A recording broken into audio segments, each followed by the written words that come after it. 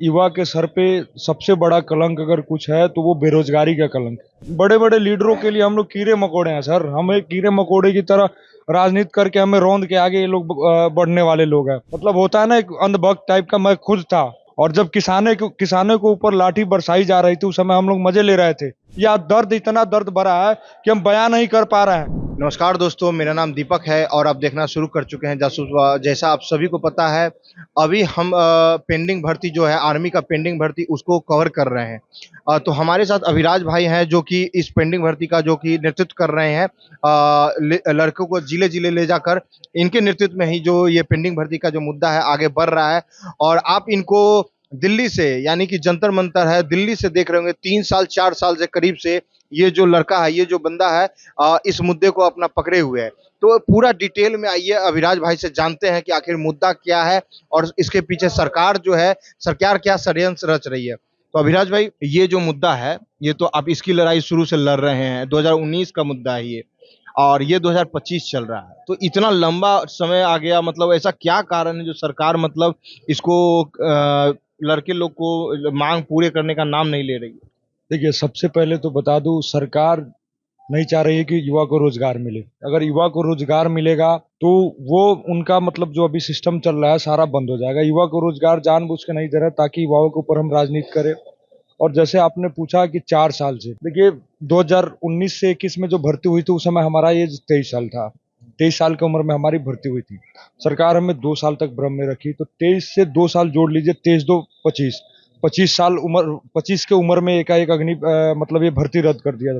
तो 25 की उम्र में भर्ती रद्द होता है। हम तो ना तो घर के रहे ना घाट के रहे, ना तो आर्मी में डिफेंस में किसी भर्ती में जा सकते हैं, ना कोई और चीज की तैयारी कर सकते हैं। अगर कोई और चीज की अगर तैयारी भी करते तो कम से कम उसमें 5 साल देना पड़ेगा। तो 5 साल देने के लिए हमारे पास उतना घर परिवार के पास बजट नहीं है, हैसियत नहीं है कि हम किसी और चीज की तैयारी करें। और रहा रोजगार, तो वही चीज है।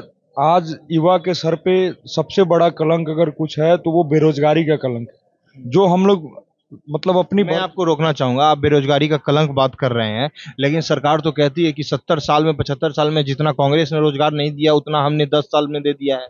तो आप देख सकते हैं ना, ये हम दर दर की ठोकरें खा रहे हैं। अगर हमें रोजगार मिला होता सर तो हम कहीं ना कहीं ड्यूटी कर रहे होते या कहीं ना कहीं अपना मतलब लगे हुए होते। लेकिन आज हम दर दर की ठोकरें खा रहे हैं, वो भी सिलेक्ट होने के बाद की बात मैं बता रहा हूँ। आप बताइए, एक सेना में भर्ती होने के लिए मैं आप सभी आम जनता से पूछता हूँ, आप लोगों को पता है एक सेना की तैयारी करने वाले लड़कों को क्या क्या चीज त्यागनी पड़ती है? ना तो वो मतलब समझिए कि कहीं मतलब स्टे कर पाता है, ना तो कुछ अच्छा कर पाता है। वो बस उसका एक ही लक्ष्य होता है कि सेना के लिए हम अपना कितना मेहनत करें कि दौर हमारा निकल मुझे पता है, 4 बजे ठंड, कड़ाके की ठंड में 4 बजे भोर में वो लोग दौड़ते हैं रोड पे।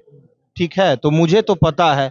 और जो लोग ट्वीट करते हैं कि ये लोग सरकार को बदनाम कर रहे हैं, ये बच्चे जो सरकार को बदनाम कर रहे हैं, तो वो लोग समझे ना कि मतलब वो इनका दर्द जो है, उनका दर्द वो लोग समझे। हम लोग इन बड़े बड़े लीडरों के लिए हम लोग कीड़े मकोड़े हैं सर, हमें कीड़े मकोड़े की तरह राजनीति करके हमें रौंद के आगे ये लोग बढ़ने वाले लोग हैं। अब बताइए ना, कितने बड़े लीडर के बेटा फौज में है, कितने बड़े मतलब समझिए पूंजीपति के बेटा फौज में। जो भी हम गरीब किसान के बच्चे, हम उस वर्ग से आते हैं सर कि हमारा मतलब अगर भर्ती हो जाता है सेना में तो हमारा मतलब समझिए कि घर परिवार का स्थिति बदल जाता है। हम उस वर्ग से आते हैं जिस वर्ग में हमारे पास मतलब ना तो पैसे है कि हम किसी डॉक्टर इंजीनियर की तैयारी करें। हमारे पास मतलब अपने दम पे, अपने मतलब कम समय में, अपने मेहनत के बदौलत हम फौज की नौकरी लेते हैं और देश की सुरक्षा करते हैं। अगर परिवार की स्थिति बदल जाती है, के बात बोला आपने, क्या है स्थिति मतलब? आपके पिताजी क्या करते हैं? क्या बताऊं सर, अभी तो मेरे मेरे घर में कोई इनकम है नहीं। जो भी है, भाई साहब, बड़े भाई साहब है, वो काम करते हैं, उनसे जो सैलरी आती है उसी से घर चलता है। वो भी कब लात मार देंगे, कब क्या कर देंगे, कोई ठीक नहीं है। सच्चाई यही है। बड़े भाई साहब काम करते हैं। अभी तो मैं तो अभी भटक ही रहा हूँ, दर दर की ठोकरें खा रहा हूँ। भाई साहब जितना दिन चल रहा है उतना दिन चलेगा, नहीं तो वो जिस दिन लात मारते उस दिन तो फिर करना ही पड़ेगा कुछ ना। पिताजी पिताजी कुछ नहीं करते हैं? पापा पापा अब क्या करेंगे, उस इस उम्र में अब उनको वो भी ऑपरेशन वगैरह उनके गुर्दे का हुआ, पथरी का। तो वो भी काम करते नहीं है घर पे। मतलब हम लोग ही लोगों ने ही रोक के रखा है कि अगर काम ज्यादा करेंगे तो फिर उनका दिक्कत हो जाएगा, यही बात। मतलब यानी कि घर में एक भाई साहब ही है जिनके पैसे से घर चलता है, और एक मतलब आप थे जो लग रहा था कि बेटा का नौकरी लग जाएगा तो घर का स्थिति बदल जाएगा। सारा उम्मीद मेरे ऊपर टिका हुआ था सर, सारा सबके सबकी निगाहें मेरे ऊपर थी। मेरा शादी फिक्स हो गया था, सब कुछ क्लियर था। लेकिन ये भर्ती रद्द होने के बाद में मेरा जिंदगी इतना मतलब नर्क बन गया है। होता है ना कि एक मतलब इस तरह से हो गया है कि हम किसी को बता भी नहीं सकते हैं अपने दर्द को किस तरह। मतलब आंसू, आंख के आंसू सूख गए, आंख में आंसू नहीं आता है कि रो के किसी को बताए। ये हाल हो गया है हमारा। दर्शकों, दरअसल मैं बताना चाहूंगा, ये वही लोग हैं चंपारण से दिल्ली गए हैं पैदल, निकाले थे आप लोग 2019 में।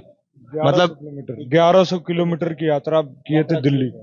उस टाइम राजनाथ सिंह जी ने आप लोगों से वादा किया था कि पेंडिंग भर्ती को 2 महीने के अंदर में पूरा किया जाएगा। आज ये देखिए 2025 चल रहा है, कोई नामो निशान तक नहीं है। आप आज इस स्थिति में आपको सरकार ने डाल दिया है कि आप बिहार के जिले जिले में पैदल इस कड़ाकी धूप में इतने हजारों बच्चों को लेके आप लोग घूम रहे हैं, और कोई बड़ा मीडिया दिखाने के लिए ये नहीं, उसको औरंगजेब से फुर्सत नहीं है ना। औरंगजेब को गड़ा मुर्दा उखाड़ रहा है, जो मुर्दा ताजा है जिससे लोगों का जिंदगी बनने वाला, जो बच्चा का उससे लेना देना नहीं है। साहब मैं बता दूं, आज जिस तरह से हम दर दर की ठोकरें खा रहे हैं, मजे लीजिए आप लोग, जितना मजे लेना है लीजिए। समय आपका भी आएगा और हम लोग भी मजे लेंगे। जिस समय मोदी जी का लहर था उस समय मैं खुद बता रहा हूँ, मैं खुद मतलब मोदी जी का दीवाना हुआ करता था मैं। मतलब होता है ना एक अंधभक्त टाइप का, मैं खुद था। और जब किसानों के ऊपर लाठी बरसाई जा रही थी उस समय हम लोग मजे ले रहे थे। सच्चाई है, मैं झूठ नहीं, स्पष्ट बोला हूं। मैं मजा लिया हूं, मैं भी उन लोगों को गलत सलत कमेंट किया हूं। लेकिन आज मेरे साथ ये घटना हुआ है, तब मुझे रियलाइज हुआ कि नहीं, ये सरकार केवल पूंजीपतियों की सरकार है। हम गरीब किसान, हम नौजवानों की सरकार नहीं। ये सरकार केवल केवल पूंजीपतियों की सरकार है, हमारी सरकार नहीं है। एकदम नहीं है हमारी सरकार। अगर हमारी सरकार होती तो आज हम ये भटक नहीं रहे होते। आप बताइए, किसी के पैर में छाले पड़े हैं कि मैं मुंह से आवाज नहीं निकल रहा, चिल्लाते चिल्लाते लोग पानी कोई ला के पिला रहा, अगल बगल वाला लोग जिसको दया लग रहा है, तकलीफ हो रहा है, वो पानी पिला रहा है, तब जाके लड़के पानी पी रहा है। और इतने अनुशासन में चल रहे हैं कि प्रशासन भी हमें देख के सैल्यूट कर रही है कि ये बंदे काफी अनुशासन, फौज के रियल में फौज के बंदे। 10 लड़के तो मेरे सामने रोड पे बेहोश हुए हैं फीट खा कर। अब क्या करें सर, अब हम कर भी क्या सकते मैं हैं। आपको बताना चाहूंगा, भूखे प्यासे 10 लड़के मेरे सामने गिरे हैं, मैं वीडियो डाल दूंगा, आप देख लीजिएगा। इतने धूप में चक्कर आ गया, गिर गए। तो मैं एक सवाल और, जैसे कि मैं अभी जा रहा था, तो एक लड़के ने पूछा कि ये किसका कवर करने जा रहे हैं, तो हम बोले एक लड़का लोग है, तो वो लोग तो है, वो लोग आतंकवादी है, देशद्रोही है, देश को बदनाम कर रहा है, उसका क्या कवर करने जा रहे हैं। इस पे क्या टिप्पणी करना चाहेंगे। देखिए भैया, जो देश के लिए मरने मिटने के लिए तैयार हो जाता है, आज का सच्चाई मैं बता रहा हूँ। जो आप लोग एक तरह से मानकर चला जाए, मानकर क्या चला जाए, मेरे नजर में तो है, आप लोग तो देश फौजी ही है ना। ज्वाइनिंग लेटर सरकार ना नहीं दे रही है, आप लोग तो क्लियर कर ही रखे हैं सारा चीज। फेफड़ा सूख जाता है भर्ती क्लियर करने में, फेफड़ा उस कड़ाके की ठंड में बदन पे कपड़ा नहीं होता जब मेडिकल होता है। और मेडिकल एक फौजी के लाइफ का सबसे गंदा दिन होता है, मेडिकल का दिन, दौड़ का दिन। आप लोग क्या समझेंगे दर्द, कभी अपने बच्चों को भेज के देखिए, फौज की तैयारी करा के देखिए। आप लोगों को तो बस बोल देना आतंकवादी है, उपद्रवी है, ये स्टेशन जलाने वाले हैं, तोड़ फोड़ करने वाले हैं। अगर आपके बच्चे के साथ ऐसा होता तब आपको पता चलता। यह दर्द इतना दर्द भरा है कि हम बयां नहीं कर पा रहे हैं।